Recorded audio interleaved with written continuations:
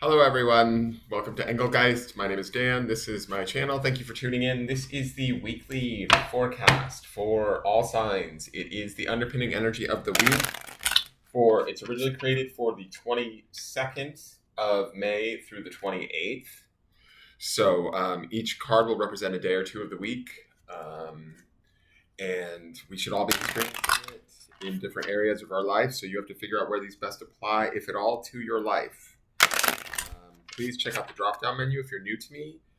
In there is information about the channel, what decks I use, how to book a private reading, how to support the channel, or follow me on social media. All of that sort of stuff is there. Oh, 1 second. Sorry about that, guys. So, the doorbell guy is here to fix the video doorbell. So I'm going to do this really quickly. So that I can be here to assist him. So let's see what the cards want us to know. It's going to be a fast and dirty weekly.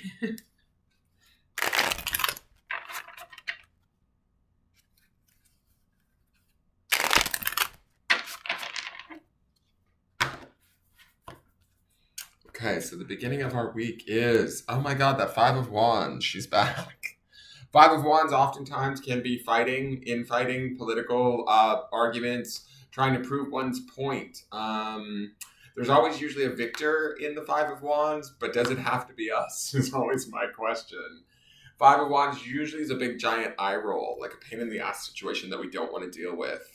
Maybe somebody else's attitudes, personal beliefs. It could come up as political beliefs or, just infighting, gossip, anything that's sort of unpleasant. The one good thing about the Five of Wands is that it is transitory, right? Fives are about change. They're not going to stay around forever. I do feel like she's still cleansing herself. I don't know why, but she looks like she's in full-on self-care mode.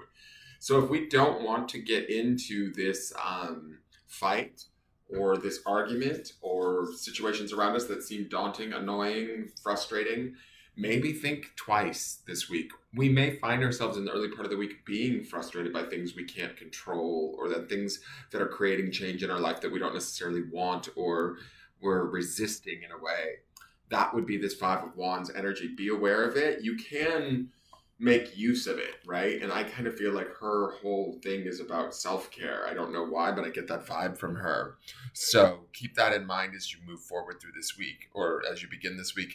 Then we have the Knave of Pentacles. I love him. He's beautiful.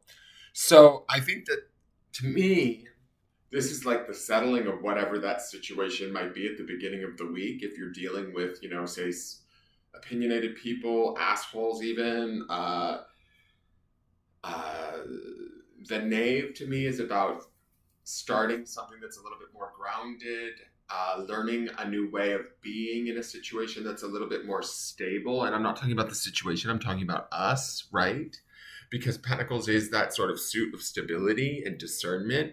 But it's like, do we need to put up with people and their bullshit this week? Not necessarily. By midweek, we start to learn a different path, or teach ourselves a different way of maybe behaving, interacting, perceiving, or dealing with these folks, right?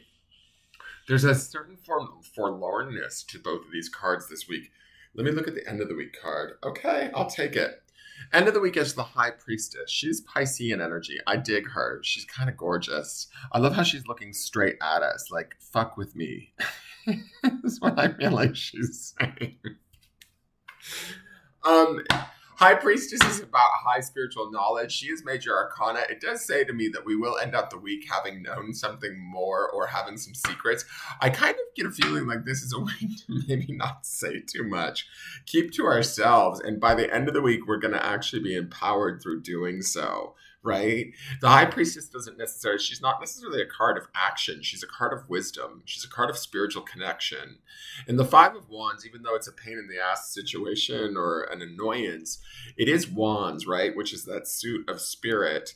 The Knave of Pentacles is about, like, how do we ground this and make this real? And I think that when we look at the first two cards, it's like we're learning something. And then by the end of the week, we've actually gained some inner wisdom that gives us the upper hand, whether others know it or not. I hope that makes sense. Like to me, the high priestess is somewhat, she's aware of stuff that not everybody else is. And so her awareness, it's kind of like that book that's in her lap. Her awareness, she doesn't necessarily have to prove it to anybody, share it with anybody. She uses it to her advantage, though. She's not stupid by any means. She's connected to her higher self, her more intuitional wisdom. And so I think that we end out the week in a better place. I do get a feeling that, like, I look at her face and she looks a little disappointed to me. Like, there might be somebody that we're, I don't know, let down by, disappointed in. And I kind of feel like when I look at these three cards together, this week might be an area or a week where we don't necessarily tell them that. Because this high priestess to me feels like she's keeping the information to herself. We're not necessarily going about telling whomever or whatever or addressing the situation straight on, right? It feels more to me like we're kind of learning how to navigate it in a rational, careful manner. And by the end of the week, we will understand what we're doing a little bit better and be more stable in it, but not necessarily so vocal about it, if that makes sense. So now the dog's barking because you can hear. All right, so let's look at the oracle card for the Sacred Traveler. We have Desert Passage. Trust there's a divine plan. So if there are shifts and stuff going on this week where we find ourselves learning new things or new ways of being, new ways of interacting with people, and it doesn't feel like it's not that great right now, because Desert Passage to me, deserts are not necessarily always pleasant experiences. They can seem like there's not a lot of hope within them. It can seem like it's a long, arduous journey, and we are kind of maybe struggling through it, certainly with that Five of Wands at the beginning of the week, right? And then the Knave of Pentacles is about learning a new way of either creating something different or being in that situation in a different way that's more grounded.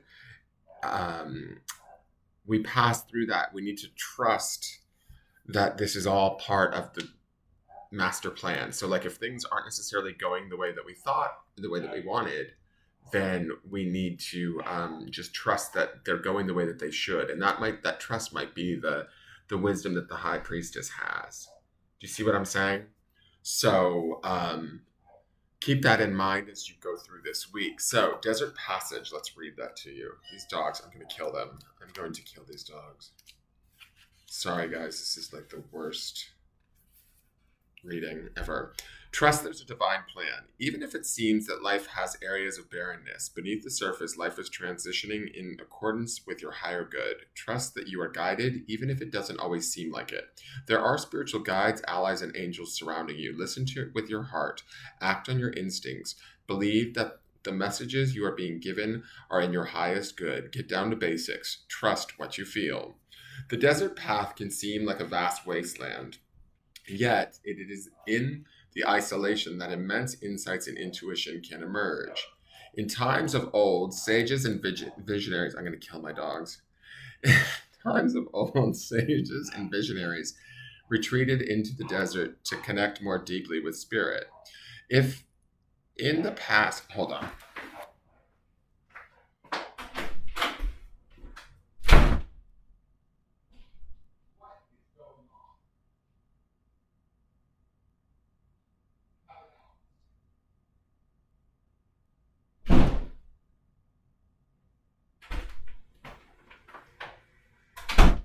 And they're like barking and like viciously barking at each other. It's like ridiculous. I have them locked in the bedroom so that they don't go and attack the guy working on the doorbell, but it's like scratching at the door and barking like you're some Rottweiler isn't going to work either. All right. Don't let that keep you from trusting your intuition now. Often those things that we thought were mistakes in the past, in hindsight, were the best things possible for us. As you open to your intuition, you will sense messages from and the loving presence of your spirit guides and ancestors. There is a potent plan for your life. Trust. And that, to me, is that high priest of knowledge at the end of the week. So, I have to pull the doorbell down.